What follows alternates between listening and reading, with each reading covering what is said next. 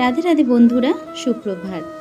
লাড্ডু সোনার আরও একটি ভিডিওতে তোমাদের সকলকে স্বাগত জানাই। আজকে লাড্ডু সোনার একটা মিষ্টি গল্প দিয়ে শুরু করছি। ভোরের মিষ্টি আলো ফুটতেই মা আদর করে বললেন, ওঠো আমার গোপাল সোনা, সকাল হয়ে গেছে। গোপাল যেন মিষ্টি করে হেসে উঠলেন।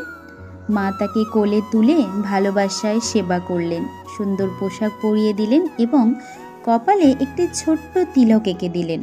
তারপর গোপালের সামনে ভালোবাসা দিয়ে ভোগ সাজিয়ে মা বললেন, এই নাও গোপাল, নিজের হাতে রান্না করেছি, তুমি খেলে আমার মনটা যে ভরে যাবে। ভোগ নিবেদনের পর প্রদীপ জ্বালিয়ে মা আরতি করলেন। চারপাশে যেন ঘণ্টার মিষ্টি শব্দ আর কৃষ্ণ নাম। মায়ের তখন মনে হচ্ছিল যে আমার গোপাল শুধু আমার ঘরের বিগ্রহ নন, তিনি আমার ঘরের ছোট্ট সোনা, আমার আনন্দ, আমার প্রাণের ঠাকুর। রাধে রাধে।